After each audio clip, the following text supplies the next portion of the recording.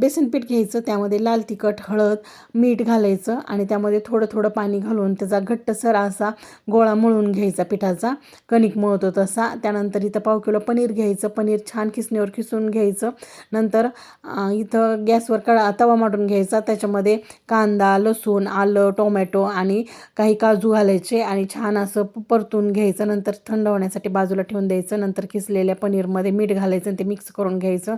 मळलेल्या पिठाचे छान असे गोळे तयार करून घ्यायचे आणि त्याच्या लाट्या लाटून घ्यायच्या. त्यामध्ये पनीर घालायचं आणि त्याचे छान असे कोफ्ते तयार करून घ्यायचे आणि नंतर इथं थंड झालेला वाटण वाटून घ्यायचं आणि केलेले कोफ्ते कढईमध्ये थोडं तेल घालून छान असे मध्यम आचेवर तळून घ्यायचे आणि नंतर आपले इथं कोफ्ते तयार आहेत. नंतर त्याच राहिलेल्या तेलामध्ये जिरे घालायची, मोहरी घालायची, नंतर वाटलेलं वाटण घालायचं, सर्व मसाले घालायचे आणि हे छान मिक्स करून घ्यायचं. नंतर त्यामध्ये पाणी घालून आपल्याला जेवढी ग्रेव्ही हवी तेवढी ग्रेव्ही तयार करून घ्यायची. ग्रेव्हीला उकळी फुटल्याच्या नंतर त्यामध्ये कोफ्ते सोडून घ्यायचे.